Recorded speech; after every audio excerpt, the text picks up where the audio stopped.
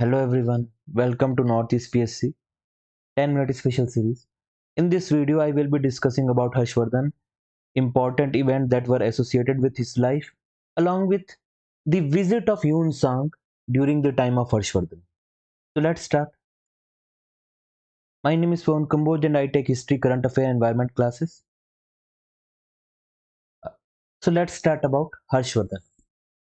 Harshvardhan's father name was Prabhakar Vardhan and his mother was Yashomati. So he belonged to Pushyabhuti or Vardhan dynasty, the two names that are used with Harshvardhan. He became king from 606 and ruled till 647. He was one of the most important ruler of the ancient India. Important in many contexts. Important in the context he became king. So let's understand a little bit of background of Harshvardhana, and after that we are going to discuss important phases associated with it. So before he became king, there was so much going on in his life, in his family.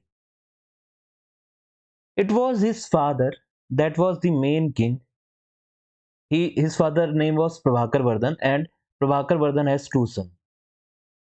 तो हर्षवर्धन जो हैं वो छोटे लड़के थे. हर्षवर्धन के बारे में बात की जाए तो उनके बड़े भाई थे राज्यवर्धन.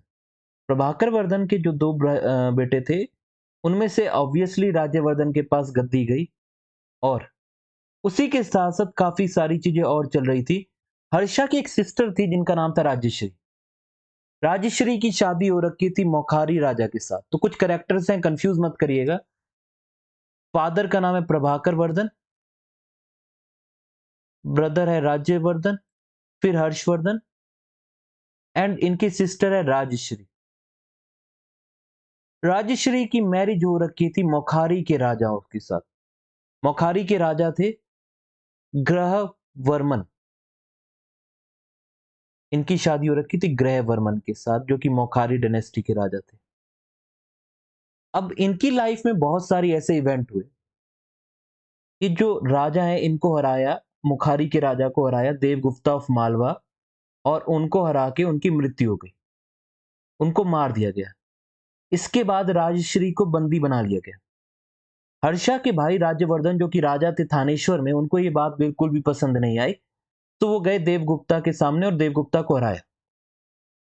देवगुप्ता को हरा चुके थे लेकिन इसी के बैकग्राउंड में जो गौड़ के राजा यानी बंगाल के राजा शशांक, वो इस पिक्चर में आते as a mediator, as a दोस्त ऑफ राज्यवर्धन. पर वो राज्यवर्धन नहीं थे, ये उनकी प्लानिंग थी, प्लॉटिंग थी. पर उनकी सीक्रेट अलायंस थी मालवा के राजा से. इस अलायंस के तहत उन्होंने बहुत ही गलत तरीके से चीटिंग से मार दिया मिलके राजवर्धन को. और इस पूरे मीन टाइम में लेकिन राजश्री अपनी जान बचाते हुए जंगल में भाग गई, जंगल में जान बचाने के लिए छुप गई. तो आप बैकग्राउंड देखिए कि इनके ब्रदर को मार दिया गया है. इनके जो सिस्टर है उनके हस्बैंड को भी मारा जा चुका है और ये सिस्टर भी जंगलों में गायब हो चुकी है. इस पूरे कॉन्टेक्स्ट में हर्षवर्धन को ये सारी चीजें पता चलती है और वो राजा बनते हैं. इस पूरे हर्षवर्धन ने डिसाइड किया कि वो बदला लेंगे. बदला लेने की कोशिश की लेकिन बहुत स्ट्रांग था शशांक, और ये पूरी लड़ाई इनकंक्लूसिव रही और उसके एक पॉइंट के बाद उसको वापस लौटना पड़ा. 16 साल की उम्र में वो राजा बने, अपनी सिस्टर को रेस्क्यू किया और उसको बदला भी लेना है अपने ब्रदर का, ब्रदर इन लॉ का. ये सारी जिम्मेदारी उस 16 साल के राजा के ऊपर जो राजा बना हर्षवर्धन. अब किस्मत देखिए, इस शशांक की एक और राजा के साथ दुश्मनी थी, that is Bhaskar Varman of Kamarupa. Bhaskar Varman के भी फैमिली मेंबर्स को ये शशांक टारगेट कर चुका था और यही भास्कर वर्मन एक दोस्ती का हाथ बढ़ाएंगे आगे चल के हर्षवर्धन के साथ और ये दोनों मिलकर हराएंगे, बदला लेंगे शशांक के साथ. सो अब राजा बन चुका है. राजा बनने के बाद हर्षवर्धन ने अपनी एम्पायर को एक्सपेंड किया.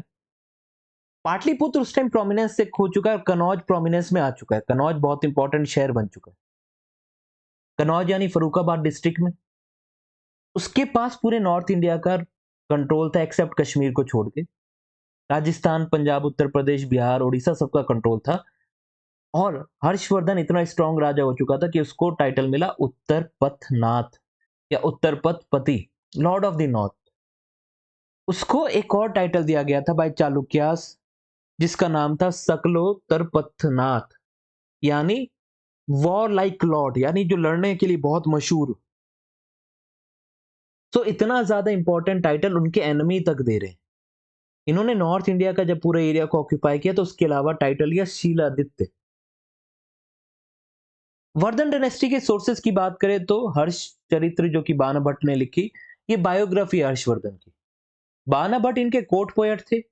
उसके अलावा ह्यून सांग भी आए तो उन्होंने भी जो मेमोयर लिखे, जो भी बुक्स लिखी सीयू की, वो भी एक इंपॉर्टेंट सोर्स है। देखिए कोई बाहर से आया तो वो भी अगर लिख रहा है, कोई स्कॉलर है, तो वो भी एक इंपॉर्टेंट सोर्स है इंफॉर्मेशन के बारे में।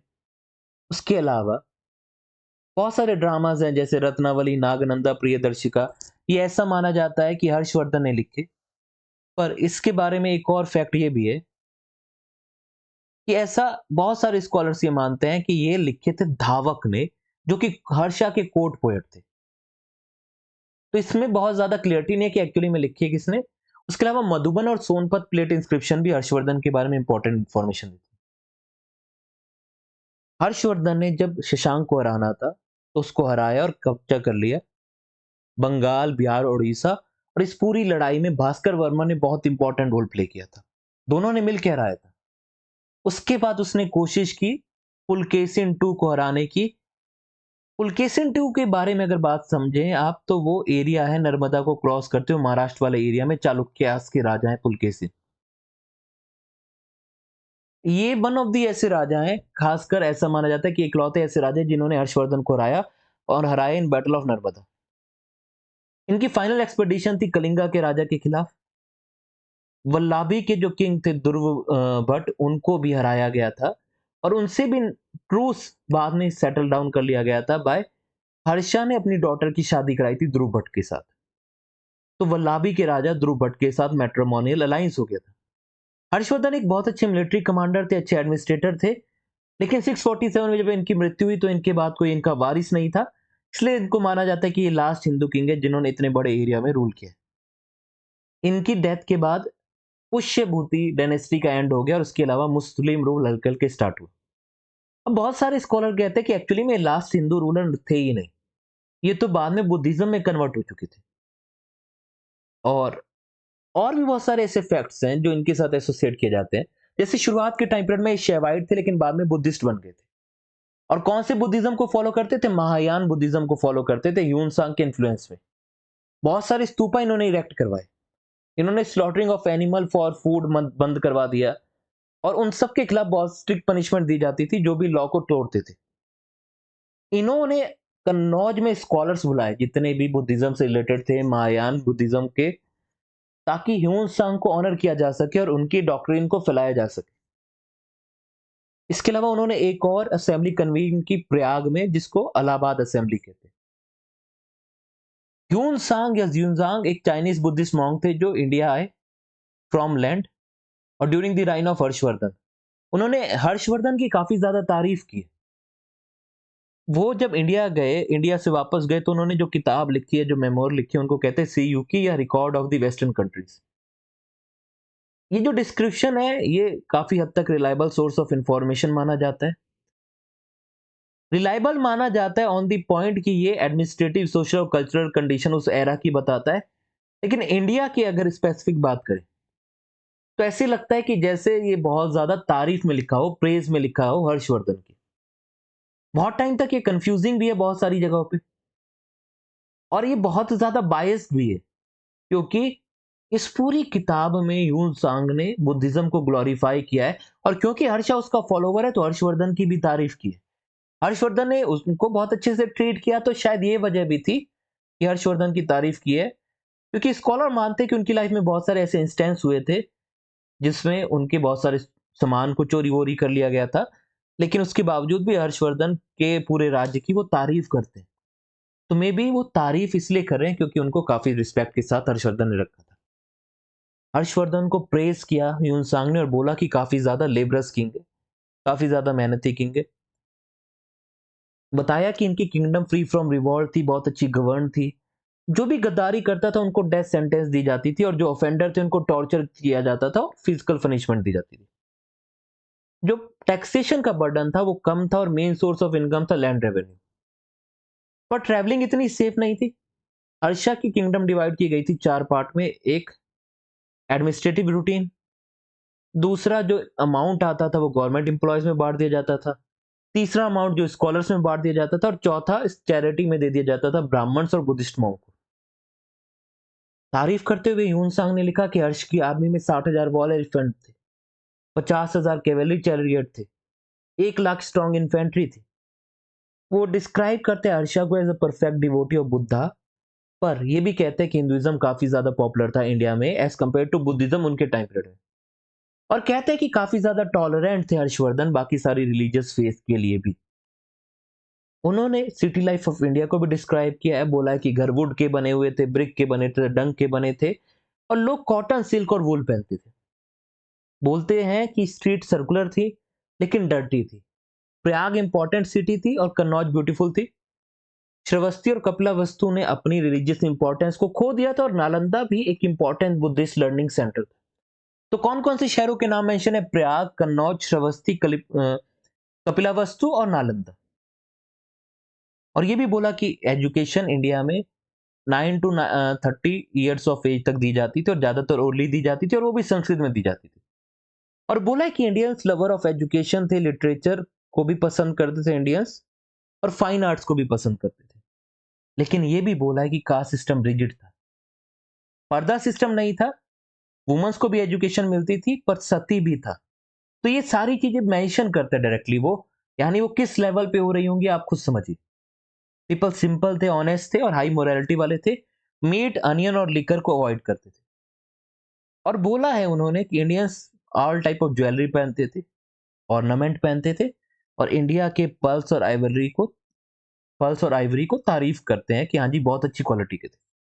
और ये कहते हैं कि इंडिया की काफी अच्छी ट्रेड थी फॉरेन कंट्रीज के साथ, काफी प्रॉस्परस पोर्ट थे, सी कोस्ट थे ईस्ट और वेस्ट में जो कि इस्तेमाल करते थे, जिनका इस्तेमाल करके काफी अच्छे लेवल पर ट्रेड की जाती थी।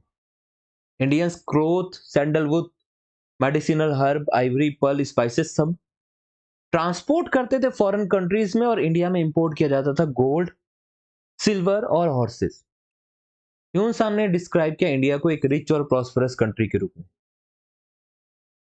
अब जैसा कि मैंने बताया कि हर्षवर्धन का कोई अगला वारिस नहीं था, तो जैसे इनकी मृत्यु हुई उसके बाद पुष्यभूति डायनेस्टी का एंड हो गया। अब इनको बोला जाता है the last great Hindu king of India. तो ये इंडिया के भी राजा नहीं थे, ये सिर्फ नॉर्थ इंडिया के राजा थे, और हिंदू किंग का भी जो टाइटल है वो भी डिस्प्यूटेड है, क्योंकि ये बाद में बुद्धिज्म में कन्वर्ट हो गए थे। तो ये बहुत सारे इंपॉर्टेंट फैक्ट थे जो एसोसिएटेड थे हर्षवर्धन के साथ। हमने इन सारे फैक्ट्स को डिस्कस किया। उम्मीद है आप लोगों को क्लियरिटी हुई होगी। ऐसी ही बहुत सारी और इंफॉर्मेटिव वीडियोस आती रहेंगी हमारे चैनल नॉर्थ ईस्ट पीएससी पे। तो लाइक करिए, शेयर करिए, सब्सक्राइब करिए। Thank you everyone.